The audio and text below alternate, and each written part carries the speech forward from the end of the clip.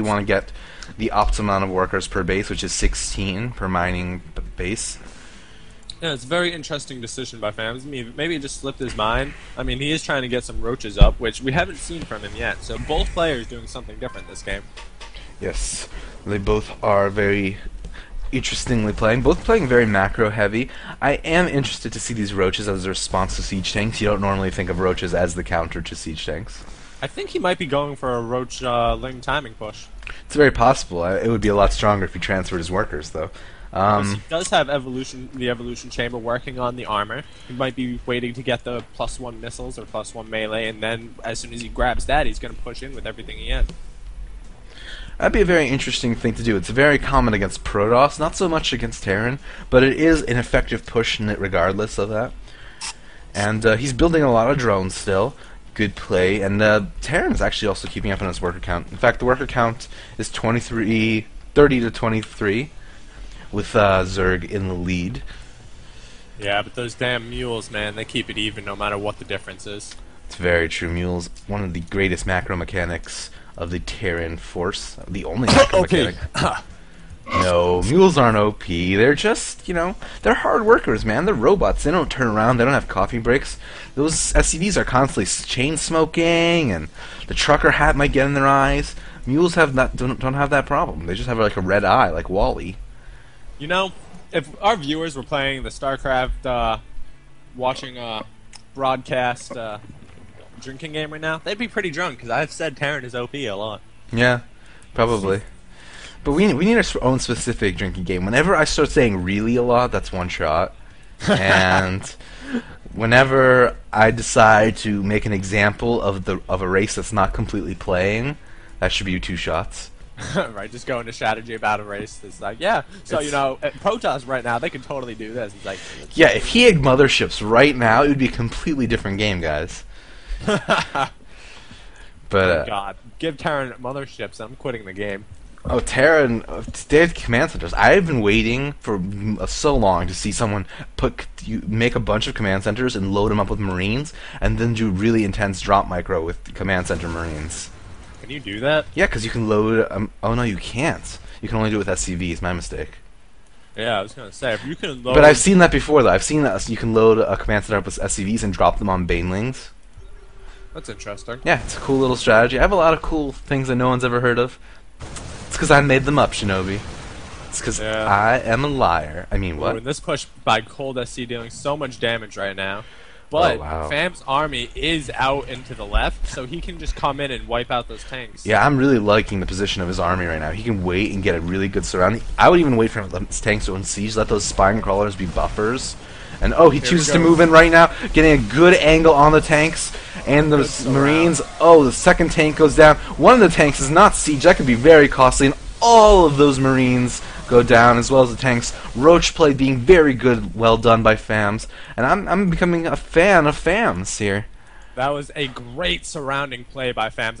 I didn't even notice that he had all those roaches in his main base. And when they just started running down the ramp, oh my God, I knew it was over for Cold SC. And siege tank fire. Let's see if these roaches can bust up the ramp of Cold SC. He is targeting down the siege tank. Marines everywhere. I really hope he rallies a bunch of Zerglings to this. He does not do that, so this is going to be the last. There's going to be no reinforcement to this push. But he is going to take out that tank, and the SCVs are off the line. And wow, so much economic damage going to be done here by Fams. Maybe even winning the game. There just aren't any units. And Fams commanding this game right now.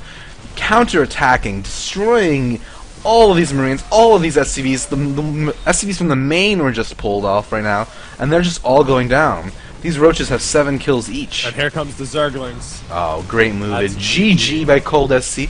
Fams doing great army positioning, picking roaches, upgrading their armor to withstand more siege tank fire, and that was a pretty good game, Shinobi. Oh my God, what an epic ending. I did really enjoy Fam's play there. And that was a really strong push from Cold SC. I really liked his gameplay in that game. Yeah, this is the CG StarCraft 2 tournament currently being played in Vancouver, Canada right now. It's sponsored by Memory Express, Aces, and eSpot. And I am Loosefast, with me is Shinobi, and that was a pretty good series, Shinobi. Yeah, it was.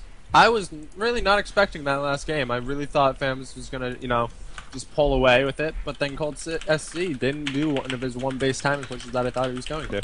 He decided to macro, and I almost thought he had it because I didn't realize Fam had so many roaches there. Yeah, he just really got that production up. He had that early lead in economy. There wasn't much SCV production for Colt SC, and when Fams had that opportunity, he just I really love it when players spread out their units like that, attack from multiple fronts, make those siege tanks as ineffective as possible, and he did a great job of doing it. And that just comes to show that having those Zelnaga towers is the biggest part of the game. Having map control and having sight everywhere just gives you the advantage to know when the opponent's army is moving out, when you need to separate your army out. Yeah, I wouldn't say it's the most important part of the game, but it's definitely a resource all its own. Vision is so underrated. Scouting is going to be the future of this game. As the game progresses, you're not going to see better unit compositions. You're not going to see better control, although you will. I'm lying, but more importantly, scouting is going to be the main focus of most players. Yeah, most likely people will just start getting so good at scouting that every time a new building is dropped, they'll scout it. They'll just know timing so well that everything your opponent does is, unless it's a new sort of build, they're just gonna know it. Absolutely. And just want to give a shout out to our viewers right now. Ice Passion, thank you for talking in chat. We love reading the chat as we commentate. Sometimes we do a little user interaction, you know? And we are going to be going into our next game very shortly. The map is probably going to be GSL Tal'Darim Altar. And I love the GSL maps. The Korean map makers are constantly producing cool maps, cool map tiles. Have you actually seen the Season 3 maps for Ladder? Oh, I have. They look so awesome. They're much more interesting than the last set of maps we got. Personally, I'm not a fan of Blackwater Gulch or what's that other horrible map? Slag Pits. Yeah. That's just the most upsetting map ever. I think what Blizzard Slag decided to do Pits. was hire some of those Korean map makers to make designs for them, and then they just, claimed it as their own. I believe the map maker for all those GSL maps is Jackie Prime, I think. I'm not sure. But, yeah, it'd be really cool to see Jackie Prime being picked up by Blizzard, David Kim working with him, building new maps. I did hear that David Kim is spending a lot of time. David Kim, by the way, is one of Blizzard's premier balancers. Yeah, he's working directly in the whole map aspect of this game, and I really love that Blizzard is taking the time to make new maps, keep this tournament fresh and hot. Keep the tournament, rather, the game. The game in itself is a tournament. Whether you play casually or competitively or even professionally, you're always in a competition and trying to get better and slowly raise up through the ranks. Even if you're, what's the word I'm looking for? Happy being in Bronze League, you're like, oh, if I could just get to Silver League, it'd be so much better. Hey, my dad's in Bronze League. Don't make fun of Bronze League players. I'm not making fun of Bronze League at all. When I first was in Bronze League and I hit Silver League, my head went through the roof when I screamed. I was just playing, right? I was playing with a couple friends, and we were just doing 1v1s and just talking about our games, and all of a sudden I hit Silver League, and I was like, yeah, woo! just like that, just like yeah, woo. Yeah, and it jumped up, and I was like, yeah. See, I wasn't satisfied with that, man. When I hit Silver League for the first time, I was like, okay, I'm gonna get into Gold League now. This is ridiculous. Yeah, but okay. Let me tell you my story. Okay, I'll listen to your story. I didn't buy StarCraft when it first came out, like StarCraft 2. Mm-hmm. All my friends did, and they were all playing it. I was always there watching, and I had new strategy and how to play and all the hotkeys, and I was always giving them advice on what to do with strategies and how they could improve their game. And I was like, you know what, I should probably buy the game. This is like 4 or 5 months after the game came out. Okay. Something like that. And then they were all still in Bronze League at this time. And then my friend hit Silver League 2 weeks before I bought the game, and everyone else was still in Bronze League. And then I buy the game, and 2 weeks later, I hit Silver League. So I was the second one of my friends to hit Silver League, and I hadn't even owned the game for that long. So I was super pumped. Oh, wow, yeah, I can imagine, man. I'm glad you had a good experience. A lot of players get really intimidated by the ladder, and they barely ladder at all after, like, they qualify in the beginning, after those first 5 games that place you. Yeah, I didn't play much 1v1, but once I started doing it, I realized it really wasn't that bad. No, it's fun. It's really intimidating because this is a very competitive game, and it can really intimidate players to see them lose half their games. It's very difficult to think that you're improving when you're losing half your games, but really, even pro players have not many pro players have more than a 50% average in Grandmasters League or in major tournaments. This is a game where you really there's always going to be someone better. Even OGSMC has players that are slowly picking up and knocking them off, or I am Nesty. I love Nesty. He's such a good player. So good. Oh man, I wish he should be in this tournament. We should just go ask him, call him up, be like, "Do you want to play in the tournament?" Be like, "Yeah, sure, I do." So awesome.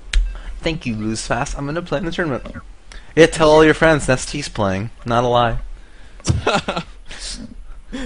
By the way, that is a lie. No, it's not a lie. Get viewers. Get more viewers. Okay, I think we're gonna start our game pretty soon. And I'm actually really confused about our Terran's name. It's actually hurting my soul a little bit. I think I'll start us off. What do you think? Okay, go for it, my friend. Okay. Here we are on GSL Tal'Darim Altar. In the bottom left, we have our purple Zerg, SC2. And in the top left-hand corner, our yellow Terran, you. That's right. Our yellow Terran's name is you. So Shinobi, when I'm saying you, it's not of you I'm talking about. It's you. The person in the top left position. It's you. I'm playing as the Terran. So what do you think? I think this is going to be another awesome game between Terran and Zerg. That's what I think. How do you think walling off feels to you? Wait, what? Well, I think that you needs to really wall off. He is. He's actually doing that. But once again, he's not really taking the decision to wall off his... I mean, it is a much bigger wall-in if you go to wall-in your expansion. But it's really only 2 barracks and, like, 3 supply depots. Do you think you will take a gas? I... Probably not. I think he's going to go for a more mineral-style play, try and get up that early expansion, just because this map is so big. Maybe when he... You want to pause? You does want to pause. Okay, I'm done. I'm actually very impressed with you, Shinobi. You're unflappable. You're not flapping whatsoever. I'm very good. I know. Always the professional. Speaking of professionals, please support the awesome sponsors helping to bring this tournament to you. We do have Asus, Memory, Skill, and eSpots all being awesome sponsors of this CG tournament in Vancouver, Canada. And the players are ready to go again. And I'm enjoying plugging things. Tasteless has a good life, man. Yeah. Lucky bastard. Oh, look, you're just gonna completely... Oh, you took a gas. You did take Okay, I'm done. I won't do that anymore. Our Terran player is taking his gas, which does indicate that there will be some sort of tech on the way. I've been really digging the whole early stim timing. It's gone out of fashion for a long time. People have transitioned to these blue flame Hellions and early siege tank push openings, even the early expands, early triple expands. But I've always liked that early stim push. It's very effective. It puts the Zerg player on its toes, and it always does damage, despite the situation. See, the problem with an early stim timing is that it's so... Once they increase the length that it takes to get stim, it became much easier to defend with just simply going with the Spinishua build, which is actually what SC2 is going right now. Oh yeah, there's no gas taken. Very good to know. Good eyes on you, Shinobi. You're like a ninja or something. Oh, well, you might be going for my sort of Spinishua build where you get 1 gas, you get your speed, and then you pull your drones off of it. That's my favorite way to play the Spinishua build. So you would say you is going for the Spinishua build? No, you isn't going for the Spinishua He's actually build. getting a Reaper right now. And he I has am... a bunker going up behind. I am so happy right now. I love Reapers just so much. They're probably... When I first saw StarCraft 2, I was like, there's a unit with a jetpack and grenade launcher. And why am I not going to make it? I actually started off as Terran, just going Mass Reapers every single game. I was that guy. Really? Yeah. It's a good decision. It's very powerful. And oh, the Zerg.